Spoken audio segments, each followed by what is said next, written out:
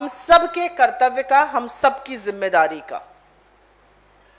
सरकार का अपना एक कर्तव्य है, उसकी अपनी एक जिम्मेदारी है, वो उसका किस तरह से निर्वाह कर रही है इसका निर्धारण जनता करेगी, हम सबके सामने विदित है।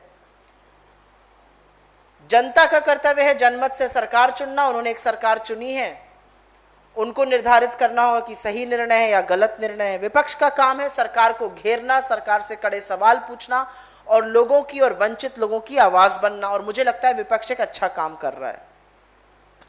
सरकार निरंतर विपक्ष के सवालों को दबाने का प्रयास करती है और कहीं ना कहीं इस प्रयास में मुझे दुख होता है ये कहते हुए, क्योंकि मैं इसी जगत से आई हूं, कहीं ना कहीं इस प्रयास में मीडिया के कुछ लोगों का कठपुतली की तरह इस्तेमाल किया जा रहा है, क्योंकि मीडिया की भी अपनी जिम्मेदारी है। मीडिया लोगों की आवाज बनती है, मीडिया सशक्त विपक्ष की आवाज बन के उभरती है। हर बार हर दौर में विपक्ष की आवाज को मजबूत करने का काम मीडिया करती है और मीडिया चुनी हुई सरकार को आईना दिखाती है। लेकिन कुछ मीडिया के कुछ लोग ऐसा नहीं कर रहे हैं और पत्रकारिता के नाम पर एक गोरख धंधा चल रहा है। मैं मीडिया पर टिप्पणी नहीं करना चाहती, क्योंकि हम सब अपने अंतःकरण में जानते हैं कौन कितने पानी में है, कौन क्या कर रहा है। लेकिन कल शाम को एक लाइव टीवी डिबेट पर बड़े दुर्भाग्यपूर्ण और अभद्र शब्दों का प्रयोग हुआ, तो मीडिया के कुछ लोगों को भी ये जवाब देना पड़ेगा कि क्या आप कुछ कठपुतली बनकर सरकार के एजेंडा को चलाने में अभी तक काम कर रहे थे, अब क्या आप सरकार की कठपुतली बनकर विपक्ष के नेताओं को गालियां दीजिएगा, अभद्र शब्दों का प्रयोग करिएगा। और कांग्रेस पार्टी के इस मंच से कल जो लाइव टीवी के डिबेट पर हुआ वो दुर्भाग्यपूर्ण था, वो मीडिया पर धब्बा है और हम उसकी घोर निंदा भर्त्सना करते हैं, क्योंकि ये देश का इतना बड़ा मीडिया समूह है और ये इस कदर जहर उगल रहा है। और आज से नहीं, ये पहली बार नहीं है कि ऐसा कहा गया है, आज से नहीं, ये पहली बार नहीं है ऐसा कहा गया, ये सालों से कहते आ रहे हैं। ये जो विभाजन का काम, ये जो जहर घोलने का काम हो रहा है, ये अकेले नहीं है, मीडिया के और भी कुछ साथी हैं जो जानते हैं वो क्या कर रहे हैं और जानबूझकर ये कर रहे हैं। दिक्कत की बात यह है कि 7 साल से जिसके हाथ में सरकार है, जिसके हाथ में सत्ता है, जिसके हाथ में एजेंसी है, जिसके हाथ में पावर है, उससे सवाल नहीं होगा। सवाल आज भी विपक्ष से होगा और हमें कोई आपत्ति नहीं है। आप विपक्ष से और कड़े सवाल पूछिए, आप विपक्ष से जितने चाहिए सवाल पूछिए, क्योंकि हम सवालों से आनाकानी नहीं करेंगे, हम सवालों से भागेंगे नहीं, मुझे इससे कोई दिक्कत नहीं है। लेकिन सवाल तो बदहाली पर, सवाल बेरोजगारी पर, सवाल महंगाई पर, सवाल महिला सुरक्षा पर, इन सब मुद्दों पर भी तो पूछना पड़ेगा। सवाल कौन से पूछे जाते हैं? जो व्हाट्सएप यूनिवर्सिटी के माध्यम से भक्त पढ़ के आते हैं और व्हाट्सएप के माध्यम से जो तथाकथित कुछ एंकर्स को, कुछ एडिटर्स को सवाल पहुंच जाते हैं, क्योंकि यह महज संयोग नहीं है कि सारे ही डिबेट एक ही टॉपिक पर होते हैं। डिबेट तो हमने भी बड़े किए टीवी चैनल पर।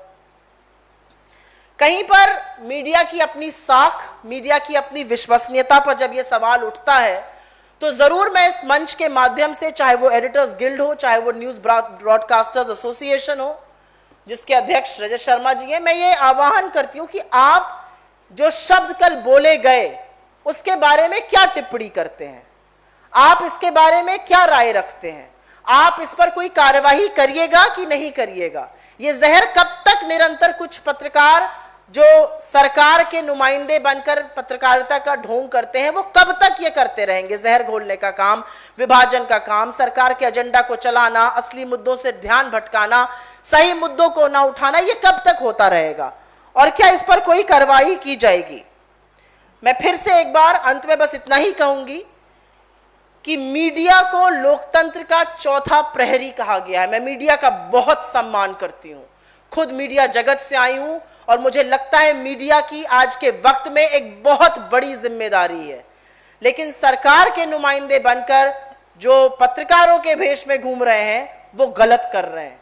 लेकिन ये सिर्फ कठपुतली है सरकार को अपनी एजेंडा चलवाने के लिए। सरकार अब इनके माध्यम से विपक्ष के साथ अभद्रता और गाली गलौज तक अब करवा रही है। लेकिन जो इस मीडिया समूह के मालिक हैं, जो प्रबंधन करता है, उनसे मैं पूछना चाहती हूं, आपका इंस्टीट्यूशनल स्टैंड इस मुद्दे पर क्या है? अभी तक कोई भी इंस्टीट्यूशनल स्टैंड इस ग्रुप का नहीं आया है। वो क्यों नहीं आया है? इस ग्रुप का इंस्टीट्यूशनल स्टैंड इस पर क्या है? मैं फिर से अपनी बात खत्म करने से पहले जो कल टिप्पणी हुई उसकी निंदा भर्त्सना करती हूं, क्योंकि यह पतन का परिचायक है। यह परिचायक है कि कैसे कठपुतली बनते बनते आप इतने मोहरा बन गए सरकार के हाथों में। यह गलत है। आपको विपक्ष की आवाज बनना चाहिए, आपको आम आदमी की आवाज बनना चाहिए। आप आवाज सिर्फ चुनी हुई सरकार की बने हुए हैं। I will make a very brief statement on this in English. And yesterday what happened on a prime time television show by a prime time television anchor on one of the largest media channels is ghastly, it's lurid, it's deplorable. I can use many words for that. But it is a sign of the depths to which some in the media are willing to stoop to keep their political masters happy. You have merely become a puppet in the hands of the elected government. You never question them. You only run their agenda. But now you are stooping to a new low by name calling members of the opposition and leaders of the opposition. Where will this stop? And through this platform, I would want to ask the Editors Guild, I would want to ask the News Broadcasters Association, what are you willing to do? Will you take action or not take action? And I also want to say very categorically that these anchors and editors are merely puppets in the hands of the ruling Bharatiya Janata Party. But what about the owners? What about the CEOs? What about the people who manage these groups? Are they going to make their institutional stand clear? Because I hope they will. And I hope they do not stand for name calling of the opposition. Media is the fourth pillar of democracy. And some in the media are willing to stoop low and bring shame to a profession that I have the highest regard for, and all of you have the highest regard for. I do believe that no words can express our disappointment and how ghastly we feel about the words being used. It is not just an apology that's going to work online. It was said on air. We expect an apology, but we also expect the institution to make its stand clear. What is the stand of India's largest media group on this, which is the owner and promoter of this channel? What is the stand of the CEOs, the MDs of that group? We really would want to know. Thank you very much. Any questions on this?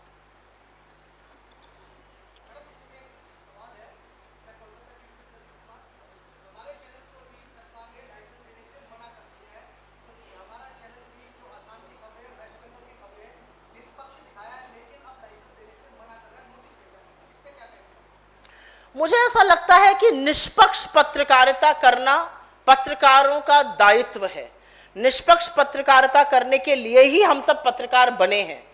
और आज अगर निष्पक्ष पत्रकारों को दरकिनार कर चरण वंदन करने वालों को प्रमोट किया जाएगा, चरण वंदन करने वालों की तूती बोल रही है, वो आपको कहीं ना कहीं जो मीडिया में पत्रकारों के भेष में घूमते हुए भाजपा के नुमाइंदे हैं उसको दर्शाता है। चाहे वो आपका लाइसेंस हो या और भी बहुत सारे निष्पक्ष पत्रकारों का लाइसेंस हो। निष्पक्ष पत्रकारिता पर बड़े सवाल खड़े करना, उनके खिलाफ देशद्रोह के मुकदमे ठोक देना, उनको जैसा आपने कहा लाइसेंस ना देना, उनको अपने frontal ED, CBI, income tax से रेडे करवाना, ये एक प्रचलन सा हो गया इस सरकार में। मुझे तो लगता है कि आज अगर ये सरकार आपके खिलाफ देशद्रोह का मुकदमा करती है और आप पत्रकार हैं, you should wear that like a badge of honor, because it means you are doing your job right.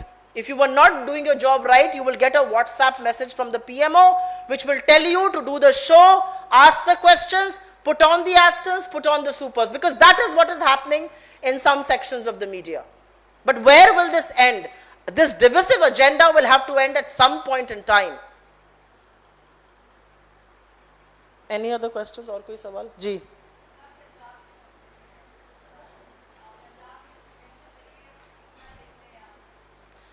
Punjab की जो सिचुएशन है उसके general secretary incharge Harish Rawat ji हैं, और मेरी उनसे आने के पहले मुलाकात और बात हुई थी, और उन्होंने कहा पंजाब के जितने भी सवाल हैं आप पत्रकार बंधुओं से बोलिए, कि वो सवाल मुझसे पूछें। उनके एक व्यक्ति हैं जो उनका सारा कार्यभार संभालते हैं। आप इस प्रेस कॉन्फ्रेंस के बाद मुझसे उनका नंबर ले लीजिएगा अगर आपके पास ना हो।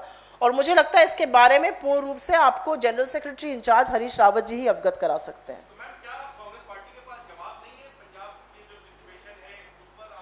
मैं जनरल सेक्रेटरी इंचार्ज का नाम लेकर आपको जवाब दे रही हूं, इससे बड़ा जवाब आपको क्या चाहिए? मुझे लगता है एक general secretary incharge, let me finish, एक जनरल सेक्रेटरी इंचार्ज हैं पंजाब के, वो पंजाब की किसी भी गतिविधि में इन्वॉल्व हैं, वो सारी गतिविधियां देख रहे हैं, वो जितना सिचुएशन से अवगत है उतना एक स्पोक्सपर्सन होने के नाते मैं अवगत नहीं हूं।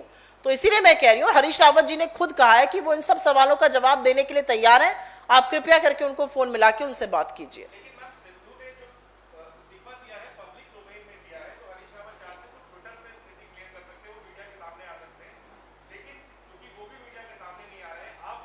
मैंने नहीं, मैं बच नहीं रही हूं, नो।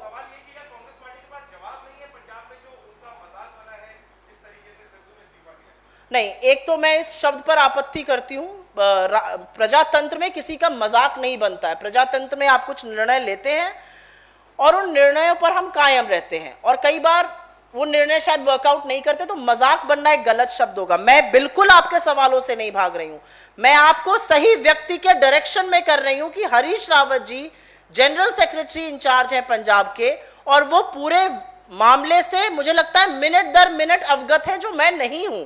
तो मैं आपको यहां पर आके गलत बात कह दूं और एक गलत खबर चल जाए, वो गलत होगा। मुझे लगता है हरीश रावत जी से बात करना इस पूरे मसले पर श्रेयस्कर रहेगा।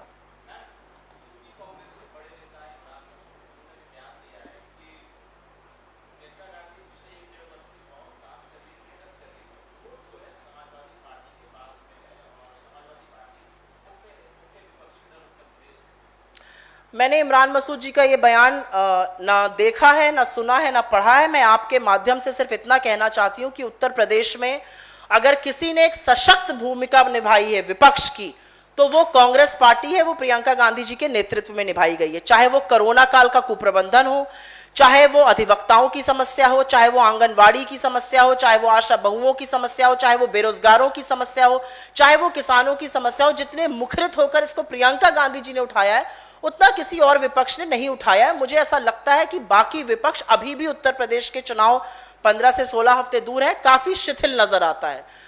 ये इमरान मसूद जी का शायद पर्सनल ओपिनियन हो सकता है, मुझे पता नहीं उन्होंने ये कहा भी है कि नहीं, लेकिन अगर आप ये कह रहे हैं तो मैं सिर्फ इतना कहूंगी कि उत्तर प्रदेश में जितनी सशक्त विपक्ष की भूमिका हमने निभाई है, इसका प्रमाण है कि जब जब हम कुछ बोलते हैं योगी सरकार के खिलाफ, उनको कटघरे में खड़ा करते हैं, उनसे सवाल पूछते हैं, तो उनको कांग्रेस पार्टी से बड़ी तिलमिलाहट, बड़ी आपत्ति होती है। अगर हम सशक्त विपक्ष ना होते तो इतनी आपत्ति ना होती।